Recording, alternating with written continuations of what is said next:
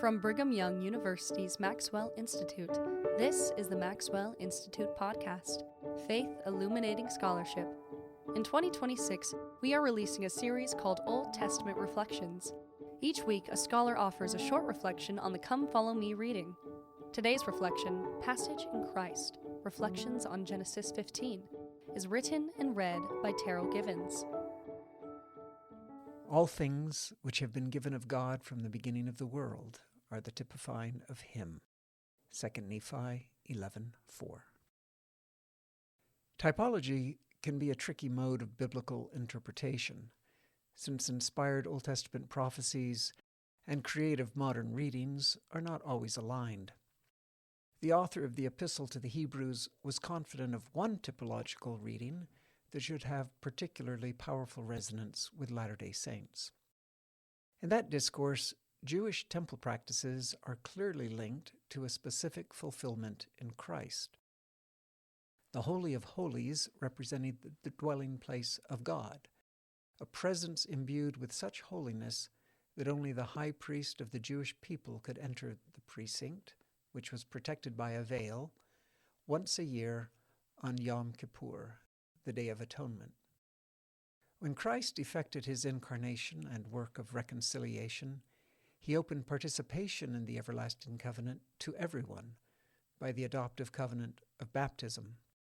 The author, Paul by tradition, invited his audience to have the, quote, boldness to enter into the holiest, the Holy of Holies, by the blood of Jesus, close quote.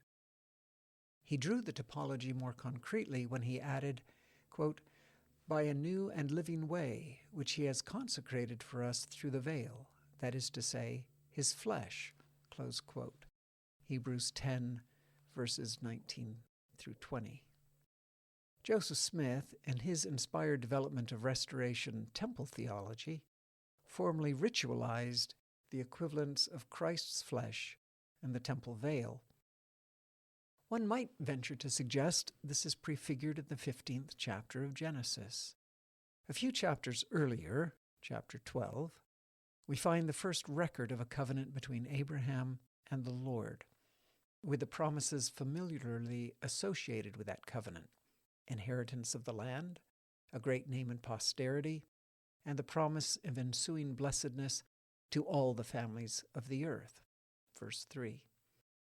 It is in chapter 15, however, that the promises are confirmed by an unusual sacrificial rite found nowhere else in Scripture. God commands Abraham to offer a heifer, a goat, and a ram, along with 2 birds.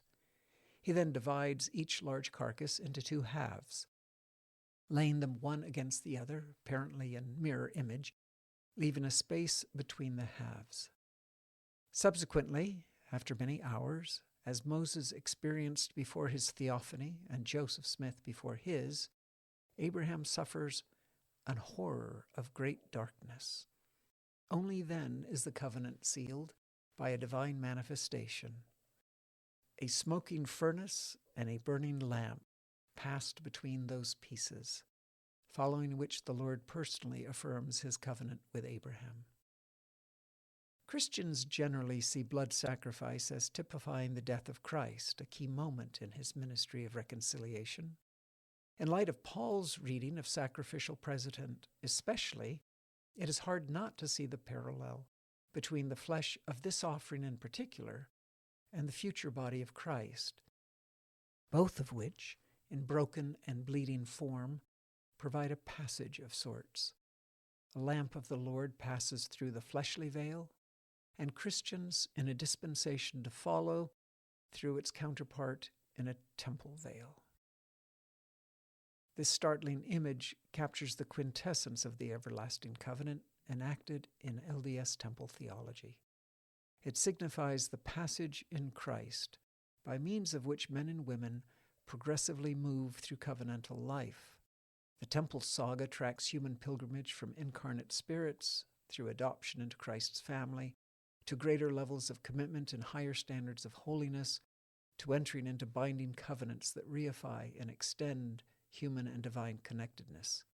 Eventually, cleansed and sanctified by the offering of Christ's own incarnation and resurrection, they enter into the divine presence, part of an eternal sociality with those they love. You've been listening to Old Testament Reflections from the Maxwell Institute. Subscribe wherever you get podcasts and find more scholarship and reflections at mi.byu.edu. Thanks for listening.